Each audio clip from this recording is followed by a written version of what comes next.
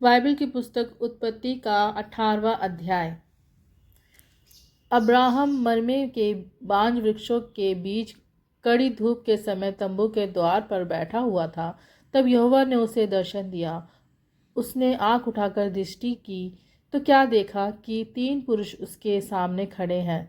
जब उसने उन्हें देखा तब वह उनसे भेंट करने के लिए तंबू के द्वार से दौड़ा और भूमि पर गिरकर दंडवत की और कहने लगा, हे प्रभु, यदि मुझ पर तेरी अनुग्रह की दृष्टि है तो मैं विनती करता हूँ कि अपने दास के पास से चले ना जाना। मैं थोड़ा सा जल लाता हूँ और आप अपने पांव धोकर उस वृक्ष के नीचे विश्राम करें। फिर मैं एक टुकड़ा रोटी ले आऊँ और उससे आप अपने अपने जीवन को तृप्त करें। तब उसके पश्चात आगे बढ़ें, क्योंकि आप अपने दास के पास इसी लिए पधारे हैं। उन्होंने कहा, जैसा तू कहता है वैसा ही कर। तब अब्राहम तुरंत तंबू में सारा के पास गया और कहा, 3 सा मैदा जल्दी से गूंद और फुलके बना। फिर अब्राहम गाय बैल के झुंड में दौड़ा और एक कोमल और अच्छा बछड़ा लेकर अपने सेवक को दिया और उससे जल्दी से उसे पकाया। तब उसने दूध और दही और बछड़े का मांस जो उसके पास उसने पकवाया था लेकर उनके आगे परोस दिया और आप वृक्ष तले उनके पास खड़ा रहा और वे खाने लगे। उन्होंने उससे कहा, तेरी पत्नी सारा कहाँ है? उसने कहा, वह तो तंबू में है। उसने कहा, मैं वसंत ऋतु में निश्चय तेरे पास फिर आऊँगा और तेरी पत्नी सारा के एक पुत्र उत्पन्न होगा। सारा तंबू के द्वार पर जो अब्राहम के पीछे था सुन रही थी। अब्राहम और सारा दोनों बहुत बूढ़े थे और सारा का मासिक धर्म बंद हो गया था। इसीलिए सारा मन में हंस कर कहने लगी, मैं तो बूढ़ी हूँ और मेरा पति भी बूढ़ा है, तो क्या मुझे यह सुख होगा? तब यहोवा ने अब्राहम से कहा, सारा यह कहकर क्यों हंसी कि क्या मेरे जो इतनी बूढ़ी हो गई हूँ सचमुच एक पुत्र उत्पन्न होगा? क्या यहोवा के लिए कोई काम कठिन है? नियत समय के अर्थात वसंत ऋतु में मैं तेरे पास फिर आऊँगा और सारा के पुत्र उत्पन्न होगा। तब सारा डर के मारे यह कहकर मुकर गई, मैं नहीं हंसी। उसने कहा, नहीं, तू हंसी तो थी। फिर वे पुरुष वहाँ से चले और सदोम की ओर दृष्टि की और अब्राहम उन्हें विदा करने के लिए उनके संग संग चला। तब यहोवा ने कहा, यह जो मैं करता हूँ उसे क्या अब्राहम से छिपा रखूँ?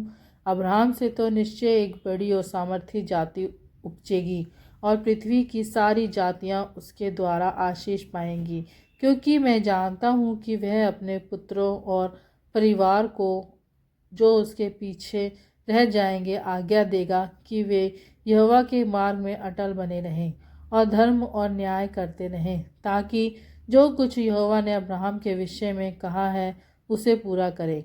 फिर यहोवा ने कहा, सदोम और अमोरा की चिल्लाहट बढ़ गई है और उनका पाप बहुत भारी हो गया है।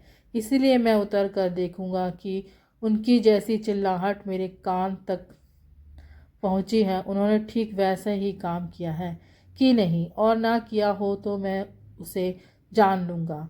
तब वे पुरुष वहाँ से मुड़ के सदोम की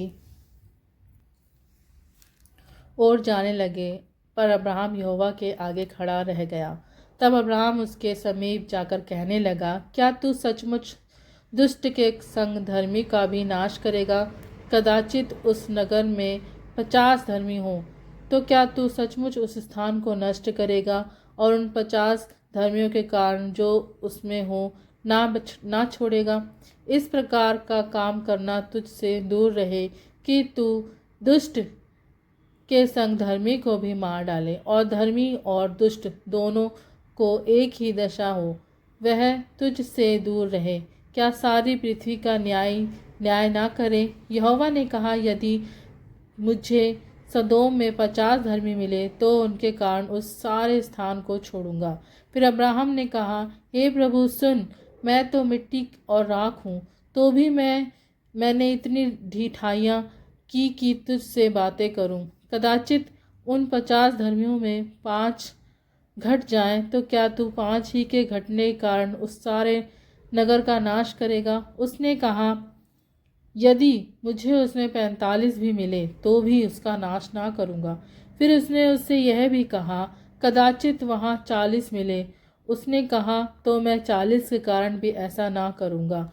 फिर उसने कहा, हे प्रभु, क्रोध ना कर, तो मैं कुछ और कहूँ, कदाचित वहाँ 30 मिले। उसने कहा, यदि मुझे वहाँ 30 भी मिले तो भी ऐसा ना। फिर उसने कहा, हे प्रभु सुन, मैंने इतनी ढिठाई तो की है कि तुझसे बातें करूं, कदाचित उसमें 20 मिले। उसने कहा, मैं 20 के कारण भी उसका नाश ना करूँगा। फिर उसने कहा, हे प्रभु क्रोध ना कर, मैं एक ही बार और कहूँगा, कदाचित उसमें 10 मिले।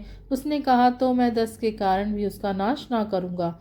तब यहोवा अब्राहम से बातें कर चुका, तब चला गया और अब्राहम अपने घर को लौट गया। परमेश्वर अपने वचन के पढ़े जाने और सुने जाने पर हम सबको आशीष दे। आमीन।